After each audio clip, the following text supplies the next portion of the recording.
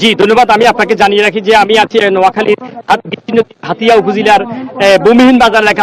এই অঞ্চলের হাজার হাজার মানুষ নদী ভাঙনের আতঙ্কে আছে। গত প্রায় 20 বছর থেকে এই অঞ্চলের নদী ভাঙার কারণে এই অঞ্চলের অসংখ্য মানুষ, হাজার হাজার মানুষ এখন স্কুল কলেজ মাদ্রাসা শিক্ষার্থী সহ অসংখ্য পরিবার এখানে বেসে গেছে। এখানে হাজার হাজার মানুষ, এখানে কৃষি জমি ফসলগুলা নষ্ট হয়ে গেছে। তো এখানে আসলে প্রতিদিন হাজার হাজার মানুষ তারা আতঙ্ক নিয়ে তারা থাকেন এখানে। এই নদী পাড়ে মানুষ, তাদের ভিতরে আতঙ্ক দেখা যায়। এখানে এখনো আজকেও 2 নং চান্দি ইউনিয়নে এই বিগত 20 বছরের ভিতরে কোনো এই ভাঙ্গন আতঙ্কে মানুষ রয়েছে। এখানে হাজার হাজার এখানে নদী ভাঙ্গে বিলীন হয়েছে এখানে। তো আমি এখন এখানে ঘাট পরিদর্শনে আসছেন চট্টগ্রাম বিভাগীয় বিএনপির সাংগঠনিক সম্পাদক জনাব মাহবুব রহমান শামীম সাহেব। আমি এখন মিস্টার শামীম সাহেবের সাথে আমি জানতে চাইবো যে আপনি তো এই ঘাট পরিদর্শনে আসছেন, আপনার থেকে একটু জানতে চাচ্ছি যে আপনার কি বক্তব্য। জি, আপনি যে এই ঘাট পরিদর্শনে আসছেন এবং এই যদি বিএনপি ক্ষমতা আসে আগামীতে এই নদী ভাঙ্গন নিয়ে আপনাদের কি করণীয় থাকবে? জি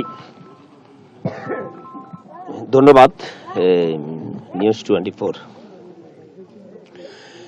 আমরা এখানে ইতিপূর্বে আমরা এখানে এসেছি যে নদী ভাঙতেছে এটা দেখার জন্য। এর পরবর্তীতে আমরা এখানকার যে পানি উন্নয়ন বোর্ডের এক্সিয়েন সাহেবের সাথে আমরা দেখা করেছি। আমরা বলেছি যে এখানে যে নদী ভাঙা হচ্ছে, এই নদী ভাঙা রোধ করার জন্য যা করার সেটা করতে হবে। যাক, আমরা যেটা এখন দেখতে পাচ্ছি কিছু বস্তা এখানে, ওখানে বস্তা পালাচ্ছে জিও ব্যাগ। আমাদের যে বক্তব্য, সে বক্তব্যটা হলো যে বর্তমান একটা অন্তর্বর্তীকালীন সরকার চলছে। এই অন্তর্বর্তীকালীন সরকারের কাছে আমাদের দাবি যে আমরা আমাদের বক্তব্যে বারবার এই কথাটা বলেছি যে এই চানন্দবাসীর যে এই যে চানন্দ ইউনিয়নের ইউনিয়ন যে নদী ভাঙতেছে, এই নদী ভাঙা রোধ করতে হবে, এই কথাটা আমরা বারবার বলেছি।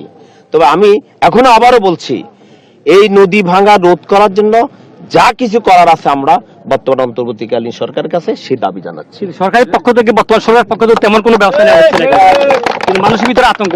বর্তমান সরকারকে আমরা বলতেছি, আমরা বলবো, আবার আমরা এই বিষয়ে আমরা কথা বলবো। হ্যাঁ, ইতিমধ্যে তো কিছু কাজ হচ্ছে, কিন্তু আমি আপনাদেরকে এই কথা বলতে পারি যে আগামী ফেব্রুয়ারিতে রমজানের পূর্বে নির্বাচন আছে। আপনারা জানেন, সে নির্বাচনে ইনশাল্লাহ বিএনপি সরকার যদি গঠন হয়, আমি আপনাদেরকে দ্যাটহীন কণ্ঠে বলতে পারি, মানে এখানে